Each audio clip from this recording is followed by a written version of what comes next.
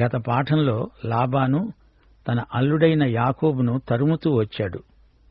యాకోబును ఏమీ అనవద్దు, అతనికి ఎట్టి కీడు తలపెట్టవద్దు అని దేవుడు కలలో కనపడి లాబానును హెచ్చరించాడు. లాబాను తన విగ్రహాల కోసం అన్వేషణ ప్రారంభించాడు. లాబాను యాకోబును కలుసుకున్నాడు. యాకోబు తన గుడారము ఆ కొండ మీద వేసుకున్నాడు. లాబాను తన బంధువులతో గిలాదు కొండ మీద గుడారము వేసుకున్నాడు. అప్పుడు లాబాను యాకోబుతో అన్నాడు, నీవు చేసింది ఏమిటి? నన్ను మోసపుచ్చి కత్తితో చెరపట్టబడిన వారి వలె, యుద్ధ ఖైదీల వలె నా కుమార్తెలను తీసుకొని పోతున్నావే. నాకు చెప్పకుండా రహస్యంగా పారిపోయి నన్నెందుకు మోసపుచ్చావు? సంభ్రమముతో, పాటలతో, మధ్యల సితారాలతో నిన్ను సాగనంపుదునే. నీవు నా మనుమలను కుమార్తెలను ముద్దాడనీయక పిచ్చిపట్టి ఇలా చేశావు. మీకు హాని చేయాలంటే చేయగలను, నాకు చేతనవును. అయితే పోయిన రాత్రి, గత రాత్రి మీ తండ్రి యొక్క దేవుడు నాతో అన్నాడు, నీవు యాకోబుతో మంచిగాని చెడ్డగాని పలికేవు జాగ్రత్త. నీ తండ్రి ఇంటి మీద బహువాంఛగలవాడవై వెళ్లగోరితే వెళ్ళు. మరి నా దేవతలను ఎందుకు దొంగిలించి తెచ్చావు చెప్పు.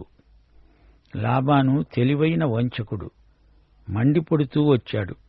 యాకోబు తన వద్ద నుండి తెచ్చినవన్నీ తిరిగి లాక్కుపోదామని వచ్చాడు. మొదట యాకోబును చంపుదామనే ఉద్దేశించాడు. తన 2 కుమార్తెలను, వారి సంతానాన్ని తిరిగి తన చోటికి తీసుకువెళ్దామనే తలంపు లాబానుకు ఉంది. పెద్ద వ్యవహార దక్షత గల పెద్ద మనిషిలాగా మాట్లాడుతున్నాడు. యాకోబుదే తప్పు అని తేలుస్తున్నాడు. తన పిల్లలకు ముద్దు పెట్టి వీడ్కోలు చెబుదాము అంటే అలా కాకుండా చేశావు అంటున్నాడు. అంతా ఒట్టి మాటలే. వీలు కల్పించినా అలా మనుమలను ముద్దాడేవాడు కాడు. మాటలు కోటలు దాటుతాయి, కాళ్లు గడప కూడా దాటవు అనే సామెత లాబానుకు బాగా వర్తిస్తుంది. యాకోబు మీద నేరారోపణ చేస్తూ మాట్లాడుతున్నాడు. దేవుడు నాతో మాట్లాడబట్టిగాని లేకపోతేనా నిన్నేమి చేసేవాణ్ణో. నిజమే, అతనికి నష్టం వచ్చినప్పుడు ఇక దయాదాక్షిణ్యాలు ఉండవు. ఎంత దారుణానికైనా తెగిస్తాడు. లాబాను పద్ధతే అంతా. కీడు చేయకుండా దేవుడే తప్పించాడు. అసలు సంగతి బయటపెట్టాడు. నా గృహదేవతలను దొంగిలించి తెస్తావా? ఏవి నా దేవతలను నాకివ్వు అంటున్నాడు. లాబాను దేవతా విగ్రహాలు అతని చరాస్తి. విగ్రహారాధికులకు తమ విగ్రహాలు పోతే ఎంత బాధో, ఎంత పౌరుషమో. సరే, ఇప్పుడు లాబాను అభియోగానికి యాకోబు జవాబు చెప్తున్నాడు. మామా, నీవు బలవంతముగా నా వద్ద నుండి నీ కుమార్తెలను తీసుకుంటావేమో అని భయపడ్డాను. ఎవరి వద్ద నీ దేవతలు కనపడతాయో వారు బతకూడదంతే. నీవు నా వద్ద ఉన్న వాటిని మన బంధువుల ఎదుట వెదికి సోదా చేసి నీదేమైనా ఉంటే దానిని తీసుకో. రాహేలు వాటిని దొంగిలించి తెచ్చుకున్నదని యాకోబుకు తెలియదు. అసలు ఆ దేవతలతో తన వారికి ఏం పని? ఎవరు తీసుకుంటారులే అనుకున్నాడు. యాకోబు లాబాను మాటలు నమ్మడు. లాబాను పచ్చి మోసగాడు అని యాకోబు ఎరుగును. మరి తాను అదే కోవకు చెందినవాడు. అయితే లాబాను మటుకు యాకోబును నమ్ముతాడా? దొంగను నమ్ముతాడా? ఒకరి మీద ఒకరికి అసలు నమ్మకమే లేదు. 20 ఏండ్లు కలిసి ఉన్నారు. ఎలా పనిచేశారో ఏమో. లాబాను సోదా చేయటం మొదలుపెట్టాడు. అతడు యాకోబు గుడారములోకి, లేయా గుడారములోకి, 2 దాసీల గుడారముల్లోనికి వెళ్లాడు గాని అతనికి ఏమీ దొరకలేదు. తరువాత అతడు లేయా గుడారములో నుండి బయలుదేరి రాహేలు గుడారములోనికి వెళ్లాడు. రాహేలు ఏం చేసింది? రాహేలు ఆ విగ్రహాలను తీసుకొని ఒంటె సామగ్రిలో పెట్టి వాటి మీద కూర్చున్నది. లాబాను ఆ గుడారమందు అంతటా తడిమి చూచినప్పటికీ అవి దొరకలేదు. ఆమె తన తండ్రితో అన్నది, తండ్రి, తమ ఎదుట నేను లేవలేనందున తమరు కోప్పడకూడదు. నేను కడగా ఉన్నాను. అతడు ఎంత వెదికినా ఆ విగ్రహాలు దొరకలేదు. లాబాను అనుకున్నాడు, తన కుమార్తెలలో ఒకరు ఆ విగ్రహాలను తెచ్చి ఉంటారు. రాహేలుకు తండ్రి జిత్తులు కొన్ని సంక్రమించాయి. ఉపాయశాలి, తండ్రికి దగ్గ కూతురే. ఒంటె సామగ్రి, జీను వాటితో కలిపి విగ్రహాలను దాచిపెట్టింది. ఆ పెట్టె ఒంటె వీపు మీద ఉంటుంది. తనిప్పుడు దానిమీదే కూర్చొని ఉంది. నాన్నా, నేను లేవలేను, బయట ఉన్నాను, నా ఋతుస్రావ సమయం అంటూ ఆ జీను పెట్టె మీది నుండి కదలదే. రాహేలు, ఇదంతా మీ నాన్న నీకిచ్చిన శిక్షణ గదు. గృహదేవతలను తెరాఫీము అంటారు. దేవతార్చన సరుకు, శకునాలు తెలుసుకునే ప్రతిమలు. ఈ వస్తువులు ఎవరి వద్ద ఉంటాయో వారే కుటుంబానికి నాయకులవడం ఆనవాయితీ. ఈ విగ్రహాలున్నవి అంటే లాబాను తదనంతరం అతని ఆస్తి అంతా యాకోబుకే సంక్రమిస్తుంది. అందుకే లాబాను అంత కంగారు పడుతున్నాడు. తనది ఏది చిల్లి గవ్వ కూడా యాకోబుకు చెందకూడదు. ఇప్పటికే ఎంతో సంపాదించాడు అనుకుంటున్నాడు లాబాను. యాకోబుకు ఇప్పుడు ధైర్యం వచ్చింది. లాబానుకు తమ గుడారముల్లో ఏదీ దొరకలేదు. ఇప్పుడు మామను ఎడాపెడా దులుపుతున్నాడు. యాకోబు కోపపడి లాబానుతో వాదించి అతనితో అన్నాడు, ఇటు చూడు మామా, నీవు ఈ విధంగా మండిపడి నన్ను తరుముతున్నావే, ఎందుకు? నేనేం ద్రోహం చేశాను? నే చేసిన పాపమేమిటి? నీవు నా సమస్త సామగ్రి, నా సామానంతా తడివి చూచావు, సోదా చేశావు గదా. నీ ఇంటి వస్తువులలో ఇక్కడ నీకు ఏది దొరికింది చూపు. దొరికితే నా వారి ఎదట, నీ వారి ఎదట అది ఇక్కడ తెచ్చిపెట్టు. వీరే మన ఉభయుల మధ్య తీర్పరులు, వీరే తీర్పు చెబుతారు. ఈ 20 ఏండ్లు నేను నీ దగ్గరే ఉన్నాను. నీ గొర్రెలైనా నీ మేకలైనా ఈడ్చుకొని పోలేదే. నీ మంద పొట్టేళ్లను నేను తినలేదే. దుష్టమృగముల చేత చీల్చబడిన దానిని నీ వద్దకు తేలేదు. ఆ నష్టం నేనే భరించాను. పగటివేళ దొంగిలించబడింది, రాత్రివేళ దొంగిలించబడింది. నా దగ్గరే నీవు వసూలు చేశావు, రాబట్టుకున్నావు. నేను ఈ విధంగా ఎంతకాలం నీ దగ్గర పనిచేశాను. పగటి ఎండకు, రాత్రి మంచుకు నేను క్షీణించిపోయాను. నిద్ర నా కన్నులకు దూరమైంది. ఇంతవరకు నీ ఇంటిలో 20 ఏండ్లున్నాను. నీ 2 కుమార్తెల నిమిత్తము 14 ఏండ్లు, నీ మంద నిమిత్తము 6 ఏండ్లు నీకు కొలువు చేశాను. అయినా నువ్వు నా జీతం 10 మార్లు మార్చావు. నా తండ్రికి దేవుడు, అబ్రహాముకు దేవుడు, ఇస్సాకు భయపడిన దేవుడే గనక నాకు తోడై ఉండకపోతే నిశ్చయముగా నీవు నన్ను వట్టి చేతులతోనే పంపివేసి ఉండేవాడివి. దేవుడు నా ప్రయాసమును, నా చేతుల కష్టమును చూచి పోయిన రాత్రి నిన్ను గద్దించాడు మామా. లాబాను బడిలో యాకోబు తాను నేర్చుకున్న పాఠమంతా ఇప్పుడు అప్పగించాడు. కృతార్థుడయ్యాడు. ఇప్పుడు యాకోబు పట్టభద్రుడు, బాగా దెబ్బలు తిన్నాడు. ఈ 20 ఏండ్లు పట్టుమని పట్టెడన్నం లాబాను ఊరికే తనకు పెట్టలేదు. పస్తులుండి పనిచేసిన రోజులున్నాయి. పూట తిండి పెడితే పూట కూలివాడిలాగా డబ్బు వసూలు చేశాడు. పనిచేస్తున్నప్పుడు ఏదైనా బీమా పథకం ఉందా అంటే అదీ లేదు. ఏదైనా నష్టం వస్తే పాపం యాకోబే అచ్చుకోవాలి. ఒళ్లంతా హూణం చేసుకుని చాకిరీ చేశాడు. లాబాను క్రూరుడైన యజమాని.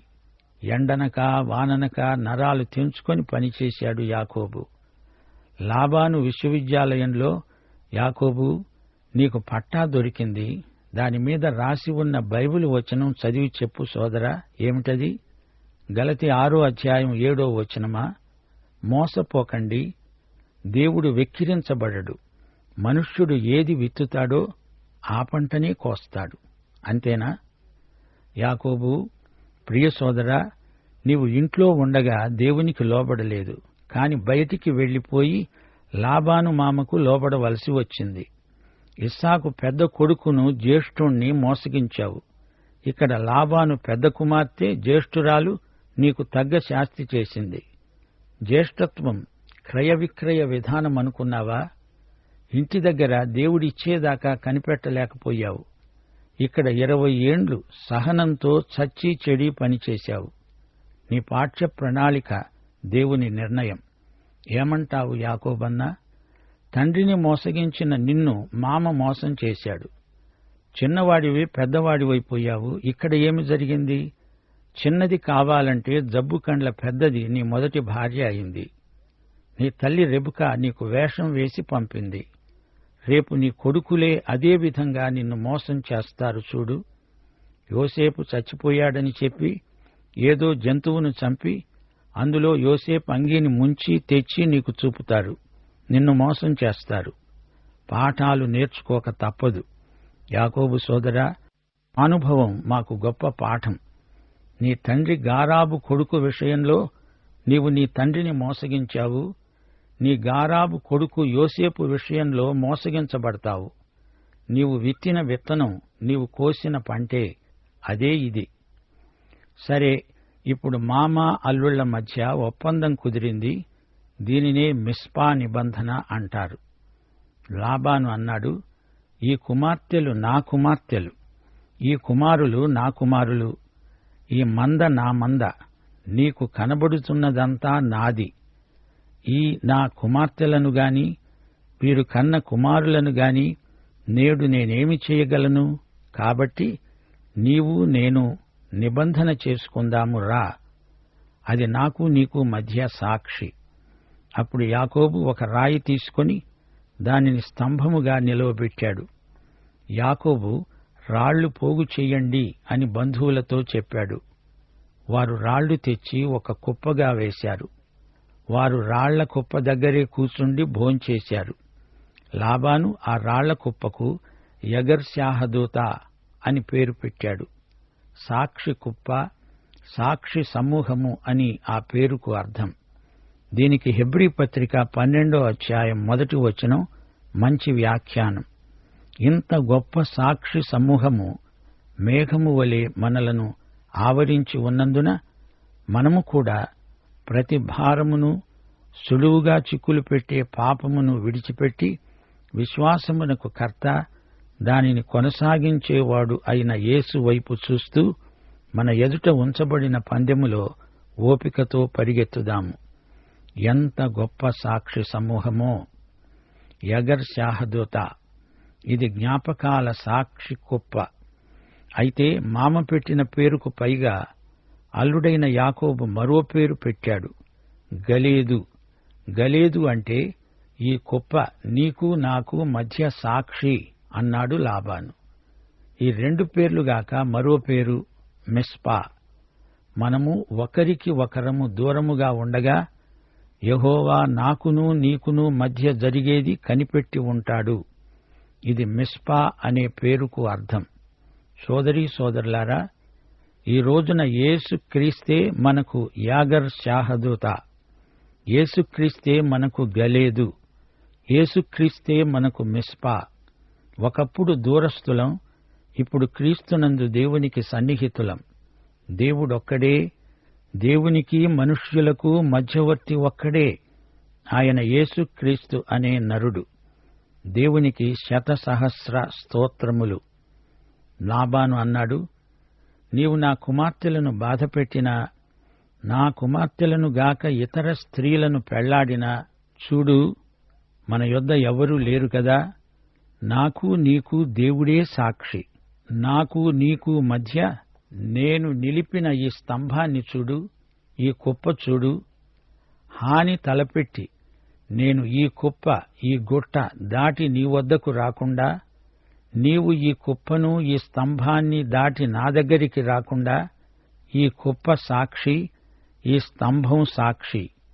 యేసే స్తంభం, ఈ గుట్టే విశ్వాసుల సమూహం. అబ్రహాము దేవుడు, నాహోరు దేవుడు, వారి తండ్రి దేవుడు మన మధ్య న్యాయం తీరుస్తాడు అని చెప్పాడు.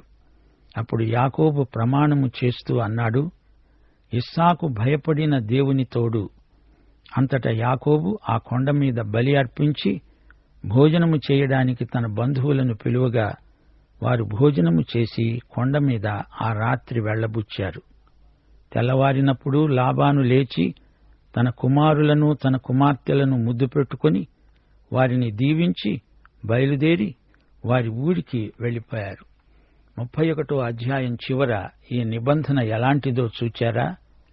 లాబాను యాకోబు మామ అల్లుడు ఇద్దరూ మోసగాండ్లు, స్వార్థపరులు. వీరు ఒకరికి ఒకరు కీడు చేసుకోకుండా ఇవి నిబంధన సంకేతాలు. కుప్ప, స్తంభము, మిస్పా. ఒకరిది ఒకరు దొంగిలించకుండా, ఒకరిపైన ఒకరు ద్వేషం పెంచుకోకుండా సరిహద్దు నిబంధన. లాబానుకు యాకోబుకు మధ్య రేఖ మిస్పా. ఈ రేఖను ఇరుపక్షాలు ఎట్టి పరిస్థితిలోనూ దాటకూడదు. అంటే కీడు చేయడానికి దాటకూడదు. ఇద్దరూ మారు మనసు పొందాలి.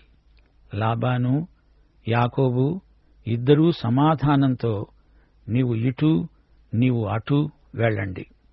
సోదరీ సోదరులారా, గమనించండి. మనలో ప్రతి ఒక్కరము దేవునికి లెక్క అప్పగించాలి. ప్రాచీన కాలమందు ఇశ్రాయేలు చరిత్ర మనకు నేర్పే పాఠం ఇదే. దేవుని నియమాన్ని మీరితే శిక్ష తప్పదు. ఎవరైనా తన నేరానికి శిక్షను భరించాల్సిందే. మండే పొయ్యిలో చెయ్యి పెడితే కాలకుండా ఉంటుందా? ఇది నియమం. నేరానికి రావలసిన శిక్ష వచ్చి తీరుతుంది. అలా శిక్ష రాని పక్షంలో నీతి అనే మాటకు అర్థం లేదు. అయితే ఒక మాట, దేవుని నియమాలను మీరటం అనేది మానవ స్వభావం. అందుచేత మన దేవుడు నేరాన్ని శిక్షించటం కాదు, ఈ నేర ప్రవృత్తికి చికిత్స చేస్తాడు. ఆ నేర స్వభావానికి వైద్యం చేస్తాడు, బాగు చేస్తాడు, స్వస్థపరుస్తాడు. ఈ పద్ధతి శిక్షను మించింది. దేవుని పోలికలో ఉన్న మనిషి పాపం చేయవలసిన అగత్యం లేదు. దేవుని నీతిని అనుసరించిన శిక్ష విమోచనాత్మకమైన రక్ష. నేరస్తుణ్ణి చెరసాలలో నిర్బంధించినంత మాత్రాన దిద్దుబాటు ప్రయత్నాల వల్ల మనిషి పరివర్తన చెందడు. యేసు రక్తమే నేర రోగికి చికిత్స.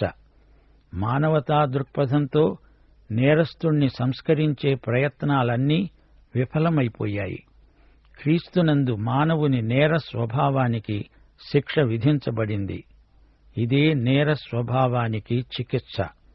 ధర్మశాస్త్రం అంటోంది, ప్రాణానికి ప్రాణం, కంటికి కన్ను, పంటికి పన్ను, చేతికి చెయ్యి, కాలికి కాలు, వాతకు వాత, గాయానికి గాయం. కృప అంటోంది, యేసు శరీరమందు నీ పాపానికి శిక్ష విధించబడింది. ఈ సత్యం నీ నేర ప్రవృత్తికి చికిత్స. ఆధునిక లాబానులు, యాకోబులు తమ స్వభావానికి శిలువ చికిత్స, యేసు రక్త చికిత్స పొందాలి. యేసునందు విశ్వసించాలి. సీనాయి పర్వతం మీద ధర్మశాస్త్రం ఇయ్యబడింది. అయితే యేసు కృపాసనం వద్ద ధర్మశాస్త్ర శిక్షను మించిన చికిత్స మనకు ప్రాప్తించింది. యెహెజ్కేలు గ్రంథం 7వ అధ్యాయం 23వ వచనం చెప్పినట్లు అంతటా నేర వాతావరణమే. దేశం రక్తంతో నిండి ఉన్నది, పట్టణం బలాత్కారంతో నిండి ఉన్నది. సంకెళ్లు సిద్ధపరచండి, నేరాన్ని శిక్షించండి. అయితే యేసు రక్తం నీకు చికిత్స, విమోచన. నీ సంకెళ్లు తెగిపోతాయి. దౌర్జన్యాన్ని యేసు సౌజన్యంతో జయించు. అపొస్తలుల కార్యములు 25వ అధ్యాయం 16వ వచనం. నేరము మోపబడిన వారు నేరము మోపిన వారికి ముఖాముఖిగా వచ్చి తన మీద మోపబడిన నేరమును గూర్చి సమాధానం చెప్పుకోవడానికి అవకాశమివ్వాలి. ఇప్పుడు నీవు నేను ధర్మశాస్త్రానికి ముఖాముఖిగా నిలిచి మన మీద మోపబడిన నేరమును గూర్చి సమాధానం చెప్పుకోగలం. ఆ సమాధానమే యేసు, యేసు రక్తం. యేసు రక్తమే జయం. ముగింపులో మీకు కొన్ని ప్రాముఖ్యమైన విషయాలు చెప్తాను. కుటుంబాల గాథలు ఆదికాండంలో ఎన్నో ఉన్నాయి. కీర్తనలు 68:6 వచనం. దేవుడు ఏకాంగులను సంసారులనుగా చేసేవాడు. కుటుంబ జీవితం ఎంతో ఆహ్లాదకరమై దేవుని మహిమను ప్రతిఫలించాలి. కుటుంబ సంబంధాలలో దేవుని ప్రేమ వ్యక్తమవ్వాలి. తల్లి తండ్రి, అక్కా చెల్లెండ్లు, అన్నాదమ్ములు ఈ పరస్పర సంబంధాలలో నుండి తిరిగి వీరికి పెండ్లిళ్ళైపోతే మళ్లీ అన్ని కుటుంబాలు ఏర్పడతాయి. కుటుంబ సభ్యులు బాధ్యత నెరిగి ప్రవర్తించాలి. కుటుంబంలోని యువతీ యువకులు గృహసీమను ఒక చిన్న తరహా సంఘంగా గుర్తించాలి. దీనికి శిరస్సు యేసుక్రీస్తే. తల్లిదండ్రులు కుటుంబంలోని పిల్లలను అందరినీ సమానంగా చూడాలి. పక్షపాతం చూపకూడదు.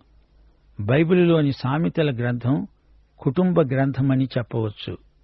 కుటుంబానికి దూరంగా పనిమీద ఉండవలసి వస్తే తరచూ ఒకరిని ఒకరు పలకరించుకోవాలి. ఉత్తరాల ద్వారా గాని ఫోను ద్వారా గాని పరామర్శించుకుంటూ ఉండాలి. పిల్లలు పెద్దవాళ్లై ఉద్యోగాలను బట్టి వెళ్లిపోయినా వృద్ధులైన తల్లిదండ్రులను ఎన్నటికీ మరువకూడదు. కుటుంబంలో కొందరు విశ్వాసులు, కొందరు అవిశ్వాసులు ఉంటే విశ్వాసులు తమ ప్రేమ వైఖరిని బట్టి అవతలి వారిని క్రీస్తులోకి నడిపించాలి.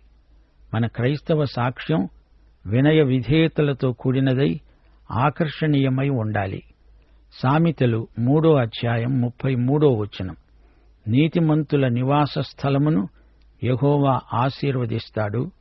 భక్తిహీనుల ఇంటి మీదికి, కుటుంబం మీదికి యెహోవా శాపం వస్తుంది. ఆత్మ విషయమై దీనులు, ఇతరుల కోసం దుఃఖపడేవారు, సాత్వికులు, నీతి కోసమై ఆకలి దప్పులు గలవారు, కనికరము గలవారు, హృదయశుద్ధి గలవారు, సమాధానపరిచేవారు, నీతి నిమిత్తము హింసించబడేవారు, వీరే దేవుని కుటుంబస్థులు, దేవుని సంఘస్థులు. గుర్తుంచుకోండి, ప్రతి క్రైస్తవ కుటుంబము ఒక చిన్న తరహా సంఘమైతే ప్రతి సంఘము ఒక పెద్ద తరహా కుటుంబం. పాత నిబంధనలోని లాబాను యాకోబుల